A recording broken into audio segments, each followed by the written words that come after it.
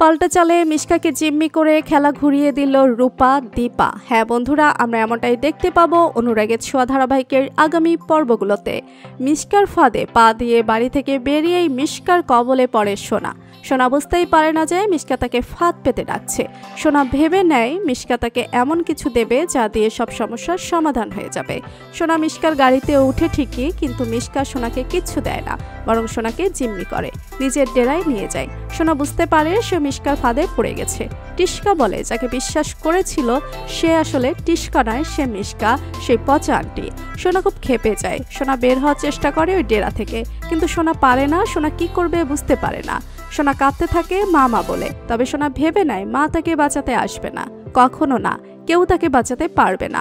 অন্যদিকে মিশকা বুঝিয়ে দেয় রূপা এবং দীপা দুজনকে এই ডেরায় আসতে হবে, তবেই সে সোনাকে ছাড়বে। কিন্তু সোনা ভাবতে থাকে যদি রূপা হতাম তাহলে মা ঠিক বাঁচাতো, কিন্তু আমি সোনা, আমাকে মা ভালোবাসে না, আমাকে মা বাঁচাবেও না। অপরদিকে সূর্য সোনাকে গাড়িতে উঠতে দেখতে পায় এবং সোনা সূর্যকে বলে যে সে তার বন্ধুর বাড়ি যাচ্ছে।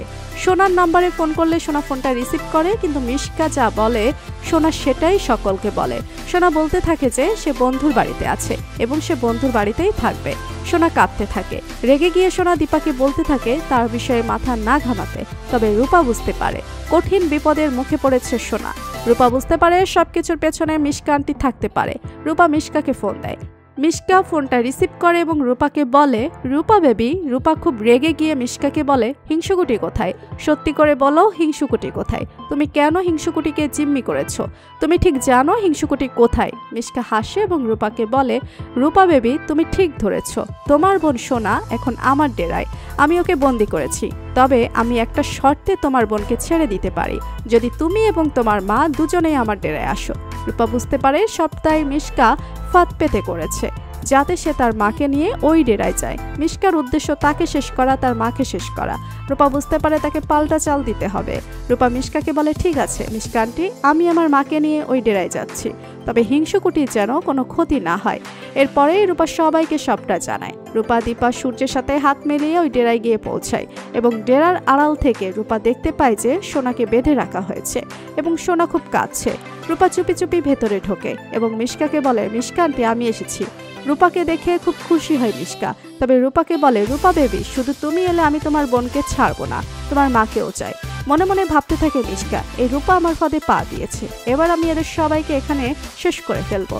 বেঁচে থাকবে শুধু সূর্য, আর সূর্য শুধু আমার হবে, আমার। অপরদিকে সূর্য পুলিশকে ফোন করে, পুলিশকে দিয়ে পুরো ডেরা ঘেরাও করে, কিন্তু মিশকা সেটা বুঝতেই পারে না। রূপা মিশকাকে বলে, মিশকা সেন, শুধু আমি নয় আমার মাও এসেছে। এই বলেই দীপাকে ভেতরে ডাক দেয় রূপা। দীপা এবং রূপা দুজনকে দেখেই মিশকা খুব খুশি হয় এবং সবগুলোকে এখানে শেষ করে দেওয়ার প্ল্যান করে। আর ঠিক তখনই পাল্টা চাল ভাবতে থাকে রূপা। রূপা দেখতে পায় টেবিলের উপর বন্দুক রাখা আছে, আর রূপা ওই বন্দুকটা নেওয়ার চেষ্টা করে মিশকার চোখে ধুলো দিয়ে।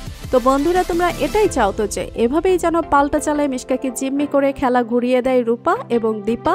কমেন্ট করে জানাতে ভুলো না। বাংলা ধারাবাহিকের সব আপডেট সবার আগে পেতে এক্ষুনি সাবস্ক্রাইব করুন আমাদের চ্যানেলটি। ধন্যবাদ সবাইকে।